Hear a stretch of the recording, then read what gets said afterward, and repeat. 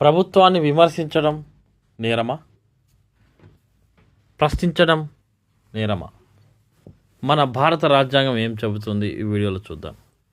భారత ప్రభుత్వం ప్రజలకు జవాబుదారీతనంగా పారదర్శకంగా పరిపాలన అందించాలి. కాబట్టి ప్రజాస్వామ్యం అంటే ప్రజలు తమ కోసం తమరిలో కొందరిని ప్రజాప్రతినిధులుగా ఎన్నుకొని ప్రభుత్వాన్ని ఏర్పాటు చేయడం జరుగుతుంది. కాబట్టి ప్రజాస్వామ్యంలో ప్రభుత్వాన్ని ప్రశ్నించడం ప్రతి ఒక్క పౌరుని యొక్క హక్కు. భారత రాజ్యాంగం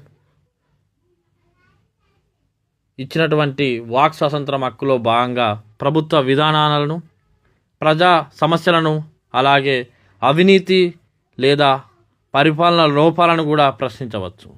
ఇలా కాకుండా సోషల్ మీడియాలో కూడా మీ యొక్క అభిప్రాయాలను యూట్యూబ్లో, పత్రికల్లో కూడా వ్యక్తం చేయవచ్చు. తమ అభిప్రాయాలను స్వేచ్ఛగా వ్యక్తపరచడం కోసం మన రాజ్యాంగం కల్పించినటువంటి హక్కు ప్రాథమిక హక్కు.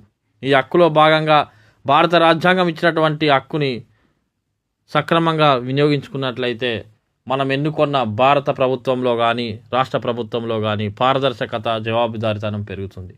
కాబట్టి ప్రశ్నించడం చాలా ముఖ్యం.